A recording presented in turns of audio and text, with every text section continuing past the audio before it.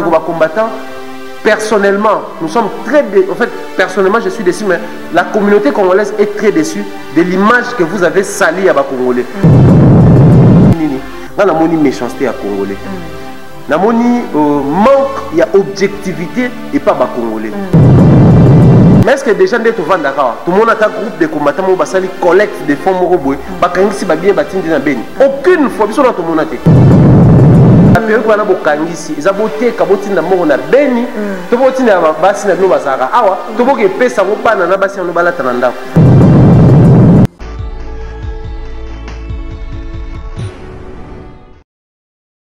Fidèle internaute de Dada International TV, merci beaucoup pour la confiance et surtout pour la fidélité de rester toujours branché sur Dada International TV. Je suis là, moi, votre âme de servante, la femme a plusieurs options, la daronne de la presse congolaise Dada International. Quand on est tous à la souci partout dans le monde entier, abonnez-vous sur Dada International TV, abonnez-vous sur Africa Mobimba TV. Quand je parle de l'Afrique Mobimba TV, directement tout le monde au Thierry Mumbaya. Donc c'est lui qui est notre invité d'aujourd'hui, avec lui qu'on aura le temps de décortiquer cette émission. Le Lopenza Toza Penza na Mingi ya Olobate. C'est par rapport d'abord il y a à prestation, il y a Fally Ipupa, il y a concert, il y a lobby avec beaucoup de succès. Bravo à l'artiste et puis aussi quelques points par rapport à Ndeko Biso, artiste et comédien ou Aouté Koti Kabiso Dadi Kambala, paix à son âme. Il le cité parmi bateau Fally Ipupa, attend souvent dans internet, dans la qui émission où il y a Fally Ipupa, ma grand frère au Bazala Libanda, dans qui comme Thierry Mumbaya. Donc j'ai compris que c'est que Thierry Mumbaya paix, à moto, à la 4, à moi d'information, oh yo bateau batal arabiso, tom sous bateau, oh yo toyoka kana ba ignorance, il y a un qui les donne sur Thierry Mumbaya. Je crois que c'est la première fois, mais ils ont donné à Fatih pour un passage à Dada International TV. Merci beaucoup. Je salue déjà mon invité, Thierry Mumbaya. Bonjour. Bonjour Dada International, bonjour également la Union Soba Zuli Bako Landabiso. Merci pour l'invitation, j'espère que tu vas passer vraiment malade. Ceux qui ont ambali bosso oui mbasuka je pense pas. Vraiment. Merci pour d'ailleurs on dit mais les à biso vraiment à travers Dada International TV. Bonne santé, semaine et l'équipe santé, ça va, par la grâce de Dieu. Semaine et l'équipe, il y a un stress si d'un côté, il fallait que ça ait une émission, il y a une promotion, il y a une analyse. En ce qui concerne le préparatif, il y a un concert à Fally Ipupa, mais de l'autre côté, il fallait qu'ils organisent un matanga, se préparer pour enrôler là. Parce que le bateau va couper là déjà, plus les jours avancent pour beaucoup dans un moment où vous rendre des derniers hommages et stress à peu bateau. Il m'a thérapie adrénaline, vous avez mis tout le temps dans un cercueil, réaction dans nos années, on a réalisé que les lopes qu'on est tout qui est réaction dans nos années et comme par malheur, je ne sais pas parce qu'il faut bien un malheur, il y a dit personnellement, il y a dit Evelyne personnellement. Du coup c'était un choc pour moi, mais aussi il fallait qu'il Evelyne local la concert, faire la paix de local artiste Mboka, en même temps, il y a ton frère, on a biso presque tout le temps, donc c'était chaud, mais après Dieu a fait grâce. On espère que Dieu continue malam. Ok, merci beaucoup. Vieux continuer malam. Le quoi vieux continuer malam. Aujourd'hui, on va parler plus de Fally Ipupa et surtout de aussi Mbappé moi matanga de Konabiso, batoiseau le tellement trop et surtout tout le monde va commentaire, il y a bateau balanda biso partout dans le monde entier sur matanga ndengelitaki. D'abord, on voulait parler de Fally Ipupa par rapport à concert, il y a idée, il y a Bercy. Je sais pas, il y a Bercy, et puis il y a Consort Wana, est-ce qu'il Fally tant qui idée en bête à Bercy, il avait eu le temps de recontacter les combattants, Oyo, pendant l'année belé, l'équipe plus de 10 ans, Stopaka, Boyaka qui Consort, et Betamana Poto, n'a pas raison, et belé, musicien, Senta Banana Bango, musicien, Iba Banana Bango, musicien, Iskoka, bon en fait, le problème il est tellement belé, musicien, Yembela, président Kabila, oh déjà Bima, président sortant, Biso Yamboka, et enfin, Fally Ipupa c'est décidé qui habite à Consort. Je sais pas. Oh Dada, moi j'espère que si photo le la membre consulter les combattants, ça nous ramène à la position initiale parce que c'est toujours la position initiale qu'on rappelait Bisso Ranson, qu'on rappelait Bisso Jibem Piana pour ne pas citer Baronios, on va également citer Kofi Olomide, Baneromususu. Tout y est initiative ils ont tout y orientation, voire même préparatif ils ont organisé. Je ne sais plus encore comment on a précisé en ce qui concerne salle. mais dans la période moro papa chéri Jibin Piana abana ko paye prestation na moro na Europe wana ezaka na France aya wana bakenda ko tuna Roger Ngando o ngana mona na ba vidéo ba sala ba réunion na groupe de combattants biso to yebaki ba kombope mais après c'était un autre groupe basilika comment bon OK ça na bango réunion et tout pas question il y a négocier na musicien concert exact voilà. Et continuant bon fallait pour pas ils pe tentative à liboso te wa meka qui pe simbi il a eu à tenter je pense à maintes reprises mais Simba répété tout autant la vérité wa tana be affaire fameux concert na Olympia ça la même balance et comment ramener na moment concert ba ya ça la incendie si Olympia a été obligé yemoko à annuler concert et puis mairie valider c'est pour dire que consulter les combattants oui. À un certain niveau, je dirais c'est important de consulter les combattants en amont avant ça les loro moroboué. Mais est-ce obligatoire de consulter les combattants pour en ressentir quelque chose? Je dirais non. Pourquoi? C'était important de consulter les combattants, mais ce n'était pas obligatoire. Donc s'il fallait avoir consulté les combattants en amont, je dirais c'est bien, étant un Congolais, bien que résident en France, mais étant un Congolais, à l'ingabeta place moro ba négoné bon ba Congolais ba sala ba manifestation ba lingakate na par harmonie à reconsulter ba na ina beta, mais après toutes ces années tout mes galons consoler tout et tout. Maintenant le problème s'est posé ou le problème qui se pose avec nos amis, nos frères et nos parents combattants, c'est quoi? C'est qui les responsables numéro 1 des combattants? Par où il faut passer au website qui n'a besoin d'un solo là, c'est ça. Ici au Congo, il faut que les gens qui combattant au bateau baye bakawa. Awa na Congo baye baka chef ba combattant zaranani. Ils ont son mutu amatisi combo période wana. Yenda comme chef ba combattant. Certaines époques ah tu ba ki Rex kaza dimtaram konza ba combattant. Et comme la période moko babi balukuna tu ba ki yemtam konza ba combattant. Toujours avancé ba odombo baye ko bima, toujours avancé bato ba babe masombo baye ko bima, toujours avancé ba bokechu. C'est-à-dire on a battu en tout cas la majorité battu à la ceux qui mutu moka bimisi mutu pas ba combattant afinga bien abeta battu bien en fait ko finga bien na beta bien mais ko ba bien parce que tu n'as rien de bien dans l'art de parler mais tout ce qu'il sait faire c'est insulter les gens et brutaliser les gens. Alors biso sikoyo c'est les problèmes déjà les combattants un problème à l'interne. Comme on externe envers les musiciens mais bangona c'est qui les responsables? C'est ça, c'est quel groupe comme ça où ils allaient même un groupe où ils allaient non structuré dans le monde au final les combattants structurés. Ça va faire comme ça 11 ans au quota. Oh, les combattants va sanctionner sévèrement les artistes ba no betate. Na Bible ba no betate n'a passé parce que moro de abété hier.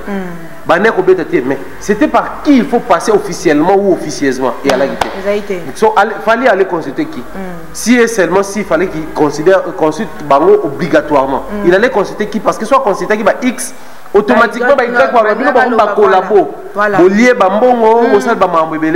mais nous avons tous ces à suivre fallait pour par en face il y a presse na biso il y a communauté na poto alors ben qui ngai na contribuer mbongo na pona ba réunion ya ba combattants à l'époque quand ils contribuaient bah on va batté à l'époque on a mais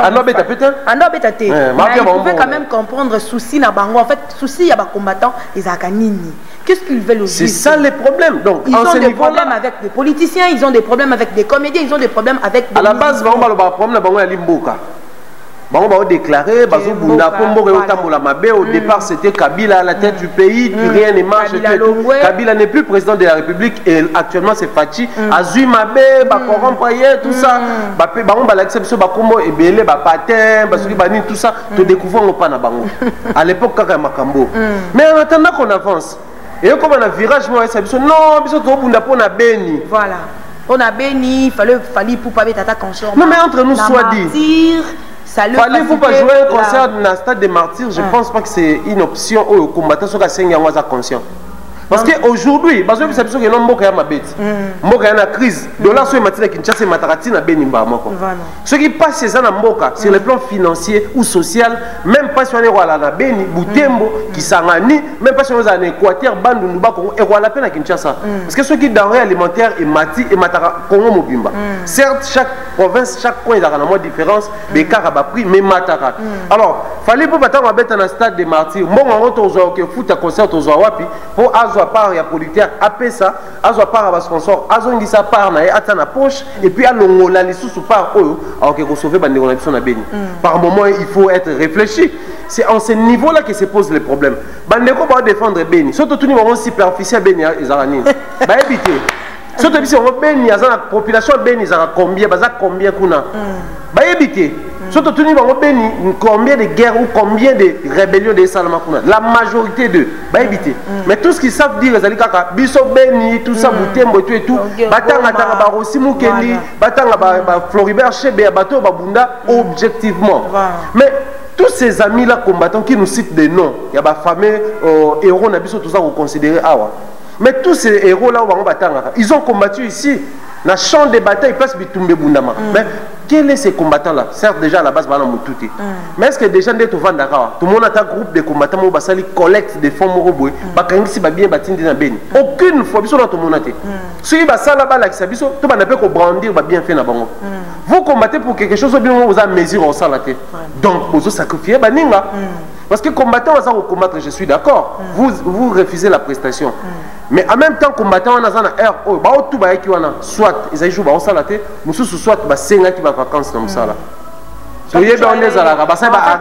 Événement, vous avez fait pourquoi à cause de ça qui mais depuis moi 3 jours autour dans la réunion. Arrêt maladie, à quel moment ça malaise donc au salaté, arrêt maladie à 3 jours. Dans 3 jours on a eu ça combat na. Est tombé période de vacances le 28 février, il y a déjà qui a commis lettre en janvier que non, à partir le 25 faut nous congé. Toyebi va former l'année ça la maka. Mais parce que ils ont respecté Moussa,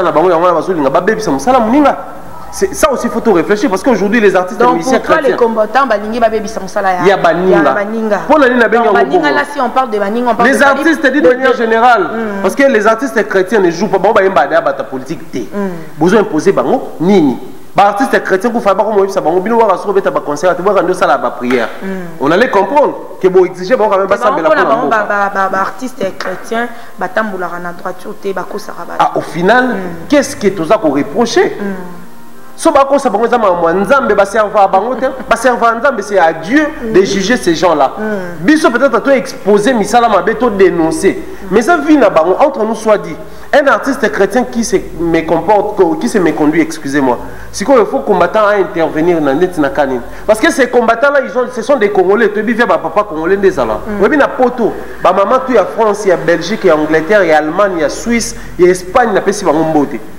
Tout la majorité bato batongaka basi na bango na ndako ezaka mibali na bango ndako kuna yalaka ndeni neti na été po na hiver bokoki omela masanga wapi na bamalili so ekomi na été nde bakutanaka entre bango baomela bière wana ngai na bani kotonga mwasi na dada ya bani kotonga mwasi na y totongi eyinaka ndeni tango siko nga na ozonga na ndako etongele oyo oyo batongelaki opo mobali na kokite na yebetela mwasi na nga camarade il a un très mauvais comportement ntango bani alobebwe yo mpe ntango oyoki yango okiyebisa siko camarade mobali no atongaki opo mobali na nga ta lobebwe ye mpe kuna la ye anongweni na mobali na ye ye baba boya akefundaka yanga neni te ye mpe lobebwe mpe mwasi ye mpe kozongisa epelaka moto bo. Et pendant ce temps ces papas-là n'ont pas le temps de suivre à la lettre l'éducation de leurs enfants.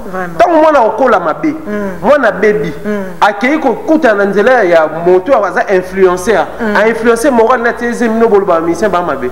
Non, mais en partie, les parents sont responsables.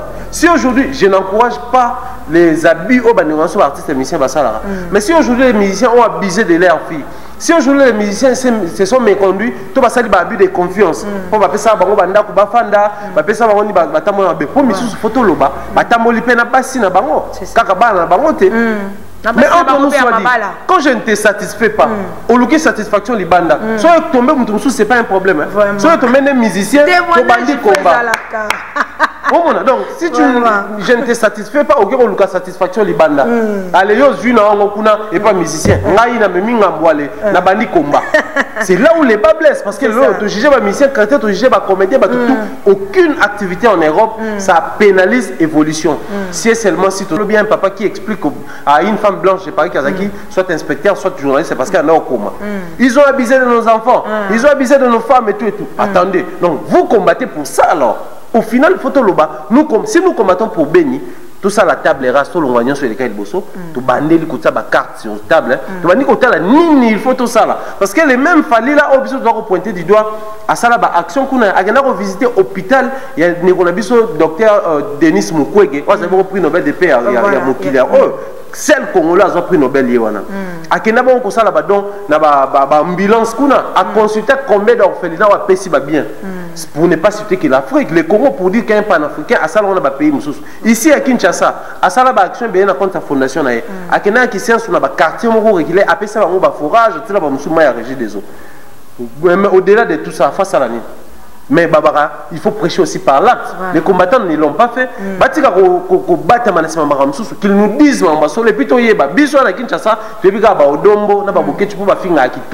mais qui est ce vrai combattant intelligent à l'écarter tout à l'heure? C'est Thierry Mumbaya qui parle, donc ça fait plaisir à tous les abonnés de Dada International TV et surtout Batonio Sobalingara, Handicap la merveille, aigle, combattant lobby. Trop fâché. Trop fâché même au point que va irriter. Mitouke tumbami, batumbi bapine, tomoni ba mituka o yara ba maya moto ambulance yé, empêchant même les gars empêcher eleka. Tout ça, selon l'information, se passe qu'avant concert, comportement, il fallait pour peser qui m'avait. Ah bon? Comportement, il fallait pour pas azur bamboa, ou baoya bamboa, ou balia, ceux qui battent dans la poto. Fallait pour s'impose na ba combattant au lieu de chercher un dialogue, il y a un lobby, comportement, il y a ba combattant, Isaac Mabé. Lorsque tu as vu tout ça, qu'est-ce que tu t'es dit en toi? Je me suis dit, c'est les Congolais qui font aujourd'hui la honte des Congolais. Imaginez ce qu'on est battu qui sont port des lions, on a tout ça, on garde des lions, battu moto et tout, heureusement, garde des lions, ça m'a aussi qu'à la Bercy, parce qu'il va limiter bon côté qu'on a, battu moto on a garde des lions. Tant qu'on va presse c'est là qu'on va la centrer sur Bisso, les Congolais qui s'opposent à un autre Congolais qui veut se produire à l'hôtel Accor Arena. C'est la honte des Congolais, entre nous soit dit. Aujourd'hui, ils vont nous dire genre, ça là déjà ma manifestation et tout, parce qu'il fallait ça qui va faire na bango, et on faut pas qu'il y ait bon. Ils ont raison, c'est leur droit. Hier, ce que vous avez dit, combattant ça la cop na ya combat, musicien ça la cop na musique, peuple a tranché et le peuple a tranché sévèrement. Le peuple congolais résident en France, en Europe, aux États-Unis, parce qu'il y a eu des déplacements et salamaki de partout. Londres, Canada, partout dans le monde. Tous ces gens-là ont prouvé noir c'est blanc que Bazan a besoin de reprise à ma concert. La preuve, il y a un billet. Moi, je me disais d'ailleurs, étrangers, parce qu'à un moment donné, les étrangers, même les Congolais, comment qui Congolais, tout à fois, a rassuré qu'il y a concert, il y aura concert. Les gens qui m'écrivaient, bien que j'étais à Kinshasa, mais les gens qui m'écrivaient, parce que tu sais 19h, porte des arrêts au Karla, concert, les sous-soutés, parce que tout ça, les fils, à un moment donné, tu as annulé concert. Et puis, ils sont tous en bas. C'est pour eux que ceux qui baillent awa biso tona bana bani tout ça parce que batu ba qui concert wana en famille. Heureusement tu qu'on rassurer toujours parce que tu as la possibilité de communiquer avec batu bana non tout à l'heure ba font la porte balance ça mémoire retard le temps ba réaménager et puis ba fongola. Moi j'espère non toute la question ceux qui n'ont soigné salami na moni nini na moni méchanceté à congolais. Na moni manque il y a objectivité et pas ba congolais. Aujourd'hui, c'est Fali qui s'est méconduit, d'accord? Mais il s'est méconduit pour défendre sa cause. Il voulait jouer. Fouti salle, fouti promotion, préparer terrain. Donc, tout ce qui lui restait à faire, c'était de prester. Les combattants, ne voulant pas que le conseil Zala, garde la position là-bas, initial, si le à l'arabon. Maintenant, comme ça, on a multiplié les missions en œuvre, les combattants m'insultent chaque jour. Et c'est l'arme des faibles, je le dis comme ça, tout aujourd'hui. Les combattants qui m'insultent inbox, vous êtes des faibles en esprit. Si seulement si vous êtes forts, ne vous prétendez pas. Venez à Kinshasa, venez combattre ici, comme votre ami Jacques Ndala l'a fait. Venez combattre ici. À l'époque, c'était des babins maçons. Mais Jacques Ndala a déjà changé qui Bah dur ah déjà bon Jackie en fait c'est photo admettre que Jackie là ils a qui délire a délira qui moyen ça la autre mais ils a qui bah tout ça belle gars moyen zone après bon raison la tension qui peut parce qu'after concert la minute on est au sein de l'émission after concert Jackie on ne parle plus de lui tout c'est maintenant dossier classé nous on continue l'évolution mais nos amis combattants là bah ça l'épreuve il y a manque d'objectivité comme je disais parce que nous sur la seconde minute et ça là ba casse au basali kuna ba ne ba brûler kuna des ordres nyonso ba kraki ba emeto basaki hier et bénéficier na nani à perdre parce qu'il y a eu concert bato bayaki makamutu et les cani normal nani a gagné nani a perdre pour dire que nous on a comme l'impression que ces gens-là ne comprennent pas makamunenge ni faut etambola on n'est pas là encore comme ba donneur de leçons peut-être ça combattant ça là a ça là ben non ils ont mouvement la bango ba ebine ba pona makamuna bango mettons boye bosali des ordres. Regardez quand même position initiale. Bah combattre avant dans la poto. Moi on a zarapé aussi pour prévenir bah makamouya ba drogue mamouya belé. Qui ne sait pas qu'aujourd'hui les blancs ont accentué côté wana pour éviter le terrorisme parce que les longs bah combattant parce qu'on continue ça mon mais une fois on a déclaré un mouvement terroriste et si les bakati on va nommer kabando dans la prison parce que tant boyer bo terroriser bah tout bazaki na périphérie wana bo tumi bo buki. Il faut qu'on serve bon yibi ba ser na biso ba perike ko longo tala ba vidéo na internet ba ser ba perike donc na minute so ba tine lo perike oti poto vérifier place son bien ah c'est la moni ya jaune ya tantine ne dai ya ba couleur tout ekei oui ka ba ser na poto ba ngamo ba rouge ba jaune ba ning tout ça et comment ils sont ba kanyi mutu ba bisi la kisa billet ba pandi au sac ba contrôler na kati billet zalaté so ba moni ko za maquiller ba pêche se démaquiller au parcours libre, au teba maï, au long du maquillage, tout. Balongo le perruque. Oh, balongo le perruque à l'ékende. Ma ouais, na botantina na kama. Ba perruque on les ani batte kaya ngombongo batina na beni. C'est la question qu'on se pose. Espérons. Ba perruque to ba yiba ki wana ba combattant. Vous allez vendre ces perruques là pour bon réunir ba moyen botina na beni ou quoi? Est-ce que vous combattez pour le peuple congolais ou contre le peuple congolais? Parce que bato ba ki wana à la base ce sont des Congolais.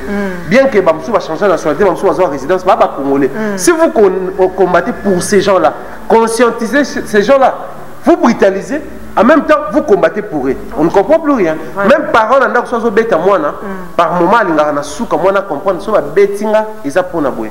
Mais bango to ibarate, baso pas ko beta bato, pas ko panza, batiki ba musicien comme ce qu'on a bato normal. Non les ana papa combattant maman non combattant c'est que na lobby na ba foyer za kili. Bon man, que yo neti boyo ci ba nao, ngala ke concert a fallu so to ko kende ti. Oui, c'est commis. Donc, en lieu et place, combat et unir biso et diviser biso. Bande ko ba combattant. Personnellement, nous sommes très en fait, personnellement, je suis déçu, mais la communauté congolaise est très déçue de l'image que vous avez salie à les Congolais. Allez lire la publication de Sami, homme politique français, poste, journaux français, et tout, vous allez remarquer qu'ils sont très. En fait, on va reprocher la justice française ou le système français. Le système facile. Quand les gens se méconduisent comme ça, il faut beaucoup de bango. Parce que la loi en France, ils ont protégé bango, bango kanga bango et tout et tout. Mais si vous combattez pas à peine courage on les cannabis, mais soit il nombre de combattants bakanga. Pour bakangi bango plus de 100. Faut pas exception nombre au bakangi et puis le baba mando ba fouti pour calculer bon ce qu'on montant ça va bon so botine on a béni et gros servir pour na oyo. Quand vous ne pensez pas envoyer cet argent à béni mais vous voulez plutôt dépenser cet argent pour des bêtises comme ça, ça prouve combien vous n'êtes pas conscient n'a besoin aux alliés à Wanamboka Congo. Donc moi je pense à ce qui concerne nos amis combattants, nos frères et sœurs, nous sommes très décidés et on n'a pas froid aux yeux pour tout le baron ouvertement ba décevoir biso ba salir image biso. Hier c'était les combattants ça la combattant qui combattent banayo musicien bêta musique na yo mais on va ça qui zaki ko ça la bras de fer na bande ko congolais donc les gens qui sont contre falité parce que ce baïbi moi c'est perruque fallait me la taille perruque perruque on entend quand on a ça là ko pesa on fallait cadeau perruque wana bande ko question to suka na mo pona bino ba combattre ba perruque wana bo kangisi za bote ka botinda mo na beni to botinda basi na bino bazaka awa to boke pesa mo bana na basi no balata na ndako.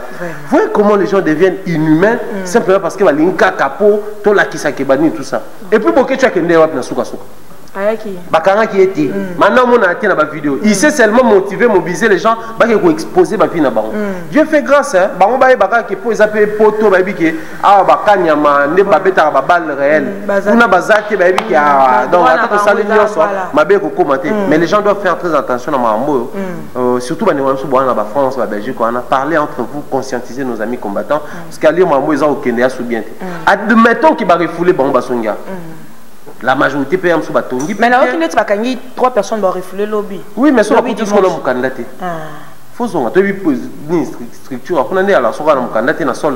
Il faut expédier tout ça pour le France. Et dans tout ça, banani va bénéficier. Déjà, les bazars, on a peut-être pas pouvoir moyennement, on a besoin de soi. Tant qu'on va refouler, on a. Bana va bénéficier. Surtout aux gens dans la famille, on va charge, on va à nouveau comment réorganiser les choses. Donc pour dire que moi je pense qu'il est grand temps, alors ça va bien sûr YouTube. Après on combattant, on va comme dans beaucoup de TV, pour dire que comme na baron de comique combat pendant ce temps, balingité ba comédien, balingité ba musicien, passe à la cop na baron. Heureusement dans un pays comme le Congo nous avons un aigle qui va permettre à ce que tout délié balia. Voilà, parlons de l'aigle qui est fallu pour handicap la merveille. Nalinga qui n'a non avant tout côté vraiment dans quatre masolo il y a concert où ils allaient qui lobby. Je voulais parler à comportement il y a bande qu'on a biso à confrère.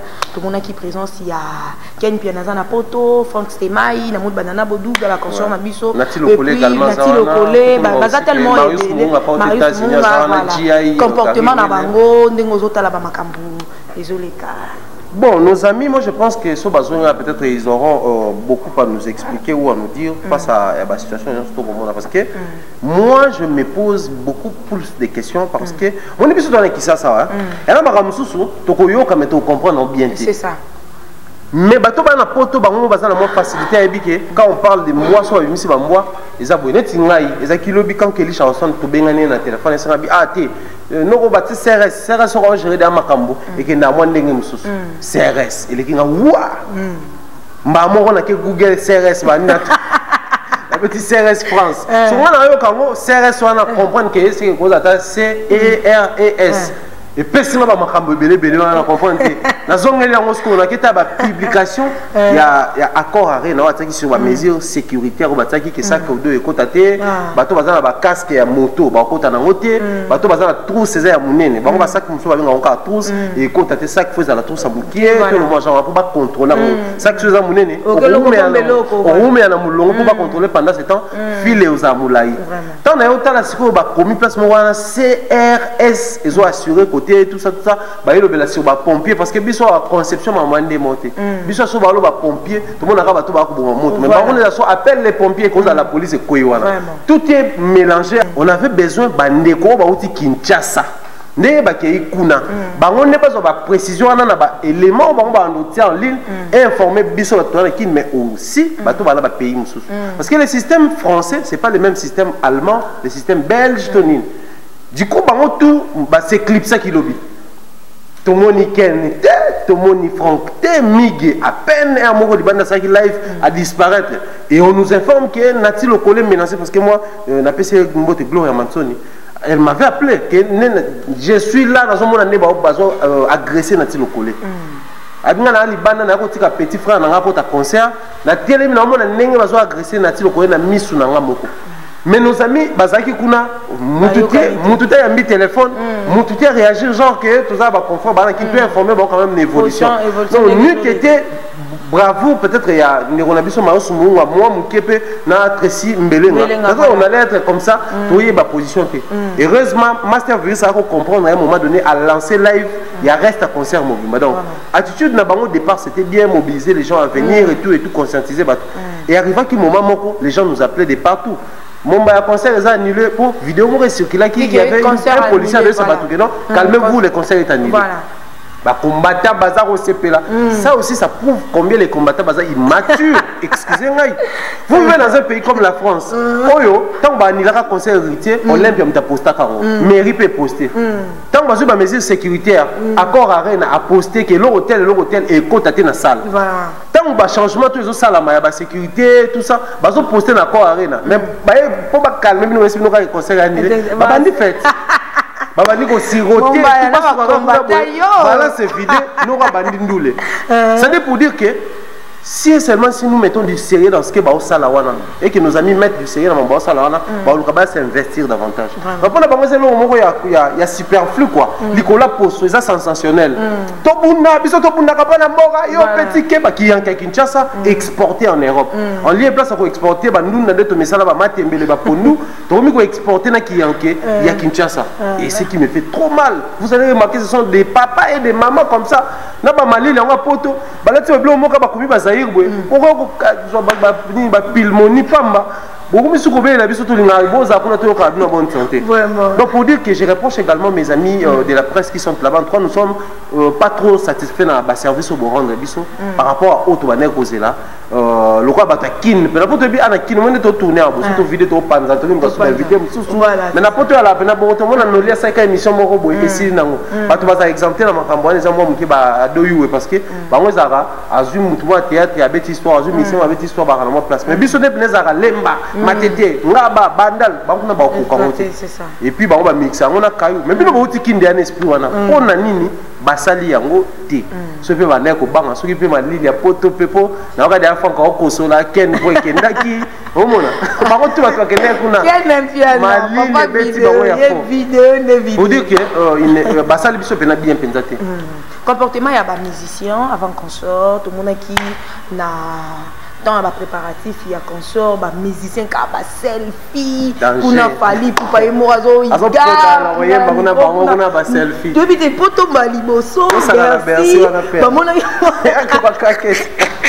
donc ça explique que depuis peu même pas que na États-Unis ba Canada on a ça la 20 000 places ça facilité c'est ça aussi mon pour côté place mon botali pe mon pe ça là on biso surtout nettoyer animal mon ba soirée ça nous arrive les ara na ba place mon soirée mon côté au talika ne ba tu ba s'appeler au tali né na ça là yo moko yo père blanche pe tambolo na nzoto bangi pe moi muti donc je pense que pour la banque za bazaki merveilleux on a une très grande salle aussi mythique et historique parce que bien sûr on a biso na musique à Congo et le bela biso belé ça nous représente ba wera ba kofi ba tuto ba sala passage na bango kuna et puis ezali eloko pe comment ka unité des mesures la musique na biso kofi lo mida beti bersa pour benga les guides donc pour dire que na niveau wana ezaki pe émotion pe ya bande kopé bersi pe et puis voilà mais après par rapport à l'attitude de la musicien, ce que j'avais aimé beaucoup plus, c'est Zaki au monde qui beaucoup plus concentré autour de la musique.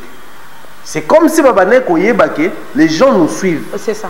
Bah on a la statue na biso pour assurer parce que même biso comme un moment où on a bengi migi a oyambate, na bengi Ken a oyambate, na bengi Franck également a oyambate. Mais Franck tant cela il a 20 ans ba moto bana qu'il veut c'est un hyper.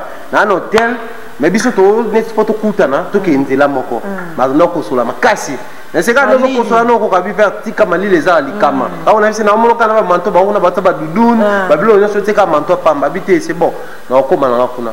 Mais c'est ce qu'on commis ça là parce que nous avons besoin d'interactivité donc aussitôt m'a envoyé ça là tout informer peu bateau et ça là bien à la limite même ba quelques séquences à ma vidéo tout ça na ba statique question ka ya ko là na moment et mais intérieurement je me disais ba no ka kin to comment ma casse na ba live on en a moins entre Franck na Ken moi le bango c'est la live direct dans quatre salles tout tard donc mais moi j'ai salamité mais bango ba musicien bazaki tout le temps snap tout le temps vidéo tout le temps photo et ça live se fait bien mais à part wanapé ba musicien au monde qui bazaki déjà na état et ambiance avant concert.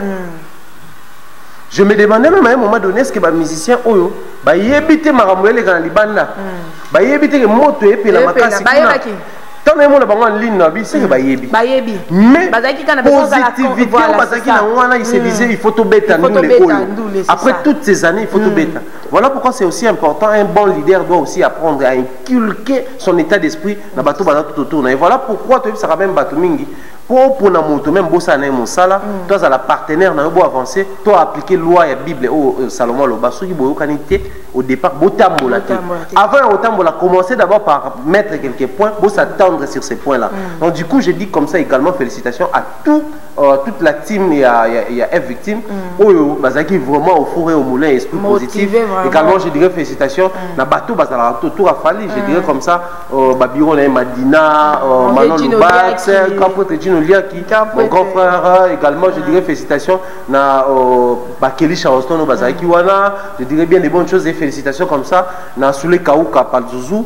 Et au moins, na bazaki au four et au moulin. Bango, tout coup, tu vas motiver qui va tout le temps. Monte peli makasi ba fongol ba porte ba ko tane hésitation ba va nous ça ba live ba miti libanda to yo mona pe Rex Kasa de lancer live na ye tout le monde va tout balancer ba live et ça dit que motivé to ba tout ba songa ki ba ta ko live ba exact pour notre zonga pour dire que je dirais félicitations et aux musiciens et à l'équipe au ba accompagnant qui fallait pour pas lobby na soirée voilà. Parlons maintenant de la consort il y a lobby. Tout le monde prestation il y a Gez Mawete, Robino Ndibou, DJ Ferry, c'est qui est tellement ébélé, avant il fallait pour pas y moko à Banda. Entrée de tant Gez à Banda qui salmani et ça qui tellement vide que bato balobi tant sous consort et zalaté, bato baroyate, avant il fallait pour pas y moko à Kota. Comment tu as trouvé la prestation de bon, déjà s'il faut commencer par vidéo, c'est pourquoi que justifie toujours parce que bis au moins on avait la possibilité, il y a encore ta contact na source to yebake, ah tia wa irozala et tout. Mais bato bazaki na contact tomba munika vidéo na policier munela lo bageno les concerts est annulé. Azongi nenda route. Ayebike, ce concert est annulé, bazong c'est la rabango mbongo na bango. Maintenant ce que to bito avancer na sens wana. Bato tout bah assister fallait pour pas enlever les rideaux, je cite comme ça Gez Mawete et les autres. Bon, je prends les cas Gez Mawete, belle prestation à Emi Banze Monel de salle et le ça sous plaisir ma c'est Zaki. A koki ko emballer publicité selon le en fait les plaisirs dans Zaki d'abord au monde que Banze Monel peut na ki bato bayebi ki boko lo babi nango a Emi Banze Monel so bato babi nango mais seulement Gez Neti Bercy penezano faut ba mission faut ba la côté. Vraiment. Et surtout que c'est la première fois. Là, vraiment, il faut te comprendre, c'est la première fois. Oui, première fois, mais il faut que les gens soient d'abord lever les rideaux. C'est ça. Il y a une grande salle de la photo. C'est ça. Mais le problème, c'est quoi? Moi, il va falloir faire en fait, dans notre génération, Jules d'été et les autres. Les autres sont se retrouver dans la salle mythique. Petit coaching et Simba déjà. Pour là, au côté. Il y a un grand temps, Bercy, Olympia, acquérir l'expérience, comment il faut gesticuler, comment il faut y aller, tout. À un moment donné, il faut se laisser emporter. On va même voir comme au Gala. C'est-à-dire c'est comme si on a ça, l'équipe ne peut pas au Kangate. Donc, il n'y a pas continuer à concert. Il n'y a pas combien de spectateurs, il y a pas public. Et c'était naturel, mais après, Bazaki Penza a besoin de coaching. Je peux encore comprendre parce qu'il y a quelque chose qui est dans le Goma. Donc, à autre que des poteaux un jour avant le concert, voilà. Ça peut encore se comprendre, mais Bazaki a besoin de coaching. Robin Omundib, c'est également très belle prestation parce que à Salebiso, synthèse, il y a danse de tout et binisi, là, ça t'a bêté en presque tout. Mais seulement, il faut toujours tant aux appels dans mon tour et visionnaire. Et même si on a une erreur, à ça là, bon, les erreurs, dans la carrière, on a libre, on a dit, on a soko zala kamotazu papa loba. Ouais, ça qui kofi, il fallait. Fallait de pas la musique ni ni baembe la été, ni ni babois qu'elle a été. Mais yo aurait ça la adresse directe, genre à répondre dans un moment. C'est pas son truc. Fallait qu'on ait un petit bercé à boire. Ceux qui ont musiciens congolais, on a les plus respirés, on a narine. Quand on a comme non, bah quand ils sont tout basol, tout ça, la mato, ils sont tout ratés tout ticket. Non, je parle pas de soutenir. Et puis déjà à la fin, je dirais, Nino me manga vite. À la fin, je dirais, bah concert Monsieur Zarouya, nous exigeons à toute la team. Toi, tu crois à ça vraiment? Et dans la cas, ma tête a boité. Non, mais quand si on te le dit, le col est pas soutenir. Tout le monde va quelle chanson, tout le monde va tout poster, capture et héritier au Tanabe. Ça prouve à suffisance. On est bras de fer, mais bandimi en haut. Ça l'a peu pris à pour renvoyer à Sancerre tant tour à concert à Baninga et au Copa. Place toujours l'ingato télémamingi yangoana. Pour dire que les équipes erreur n'a pas naé, alors c'est l'homme genre on est nana fongo liberté fallait souci les équipes bah concert et zora. Alors peu importe ceux qui vont soutenir mais tout va comprendre que souci à mort. Et puis Bercy qu'on font là Bercy 40 mètres. D'ailleurs on te bête à Bercy dernièrement. Oui, que ça y a sentiment tellement.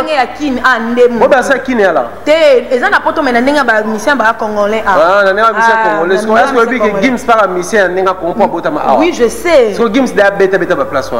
Mais est-ce que ça français? Oh, non, ce Gims est français, Gims est congolais. Il a chanté français à Zouata. Dans une à Zouango, Gims est simbaté par rapport à dossier na double femme en et tout. Donc pour dire que ils ont qui pensa s'acheter et puis après tu comprendre ils appellent Sengo, ils appellent quand même Bercy et tout à Ken pour la version la tête entière rouge depuis tu belle qui n'a attends même pas pour la que version est ça ils sont pas comme mon avis on dit maté il y a donc comprendre ça bon. OK, merci beaucoup tout comme la prestation il a fallu pour comment tu as trouvé ça? Belle prestation. Belle prestation je dirais. Belle prestation pourquoi parce que à fort même quand on a fait un homme tout tant qu'il fallait avoir des droits chemin si l'album a souka est-ce qu'ils ont réalisé parce que normalement tu habites à Banze Mounion ce minimum attend un moment mais on réalisé que concert aux athées à Congolais banda minuit tina tongo ouais ça concert il y a 3 heures du temps on a 3 heures du temps déjà faut ça enlever les rideaux dans 4 bah Robi donné ba bête qui va venir sur 4 à 3 heures du temps est-ce qu'ils réalisaient vraiment que vous allez être difficile mais après on croisait les doigts les plus grands souhaits au départ c'était quoi concert et bête à Manan. Même quand on voyait les gens entrer dans l'hésitation timidement, on se disait le plus important, pour 5 minutes, concert et Betama. Même avec une salle à moitié remplie ou presque vide, mais au moins tout le bac non, artiste et musicien congolais, bazongeli kobeta na Bercy, et puis on dit ça. Mais après tout le monde quand même timidement, à notre très grande surprise, salle Nyoso et Tondaki. Et on nous informe même la dernière minute débordement et Salamaki. Donc,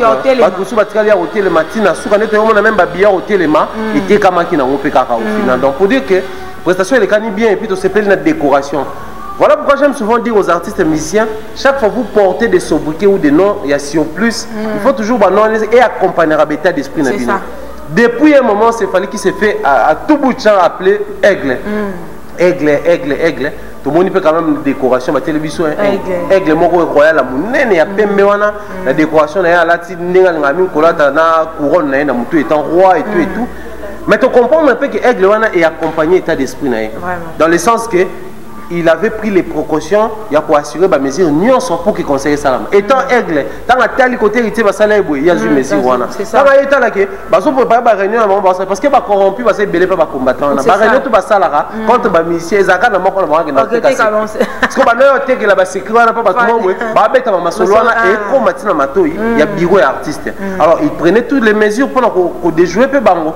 D'ailleurs ça là que moni, si y a une option, tu assurer côté CRS, tu bien même le tout le monde est barbelé, limité, est-ce que vous avez combattant une vidéo de Bercy? Mais bataille va live. Mais va live bataille. Bataille live, surtout quand on concert bandaki, bango tout balimwe. Ba connecté na ba YouTube. Bango ta live ne comme ça toi l'autre la live wana. Ti na suka pe tant concert ici li pe bazongo pe na bandaku, ba tuni pe basi na bana bango le kana neni ni kuna, pour bango ki na bango. Donc pour dire que tu féliciter côté on a par rapport à prestation mais après au moins que même fallu à un moment donné à côté de la fête. On peut dire maintenant que tu es imbécile. Bon, Tembe Balbade, il y a 10 ans ou 20 ans passé sur la bosse intérieure, mais après, bon, ça m'étonnerait sur Tembe. Des filles qui lancé en non, mais combattant la salle des filles, mais musicien monta la salle combattant des filles. Jusqu'à preuve du contraire. Non, tu auras musicien monta le bac, non, biso, tu bêta. Non, il y a toujours un souhait à Foutisal, à ce producteur, à bêta. Non, nous combattants monté à Yawana le bac, non, musicien tel à lancer sur des filles.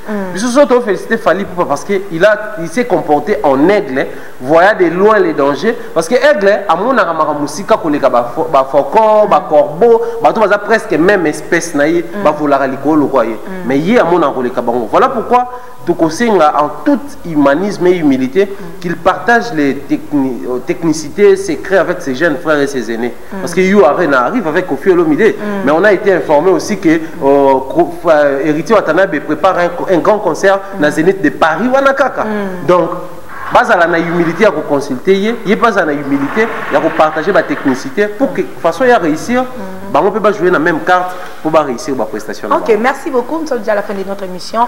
Merci à tous les abonnés de Dada International TV. Merci aussi à tous les abonnés de Africa Mobimba TV avec Thierry Mombaya. Thierry Mombaya, Tokominasuka. Qu'est-ce que tu peux dire Naba fanatique Nyoso Balingara, la bonne musique et surtout consommer aigle ou Azafali pour pas vraiment toutes nos félicitations à travers Dada International Télévision. Et puis, qu'est-ce que tu peux dire dans la combattant pour la prochaine concert cause à la bande de. Moi je pense na ABC Mingi Penza na ba fanatique congolais, ba fanatique étranger, vous qui étiez là hier. Oui, mais il y avait plein de blancs, c'est tout le temps qu'on va mettre à Tokos. Non, moi je dirais tout simplement à tous ces gens-là, vous êtes merveilleux parce que hier c'était la guerre entre la culture et les combats non instruits, les combats non structurés. Et au final, le peuple a gagné parce que le peuple a tranché que nous avons choisi les combats nobles, mais nous sommes pour la musique. C'est-à-dire, quand vous sanctionnez un artiste injustement, nous allons choisir la musique. Quand vous sanctionnez un homme politique injustement, nous allons choisir la politique. Mais quand les combattants choisiront l'option de sanctionner justement et d'une manière respectueuse ceux qui font mal aux Africains, aux Congolais en particulier, les bons choix, je pense que ça sera d'une très grande importance par rapport à la communauté congolaise. Nous avons besoin d'être accompagnés par la diaspora, mais vous devez aussi tenir compte de certaines réalités parce que ces gens-là, au Beaux-Arts, vont interdire autant vous partez travailler, autant et aussi vous avez droit à retravailler. Je dirais comme ça, on combattant. Vraiment, il est grand temps pour restructurer côté Nabino. Tout ça, on a leçon au pied binoté, tout ça, on a morale au sala binoté, mais il faut bien ça en sorte que les combattants au président Fatia Monaki Bakati Nabino, Botsa Bango Mopanzi, les combattants va continuer comme ça. Je dirais un grand merci à l'équipe Union Centrale émission. On a redédié beaucoup plus à l'équipe accompagnée qui fallait à nouveau, je cite vos noms, Kelly Charonston, Madina, Manon Lubaki. Salutations comme ça à tout au Bazaki Wana, la presse également, je vous félicite également, bien des bonnes choses comme ça sur les Kauka, au Bazaki Wana, en tout cas merci beaucoup.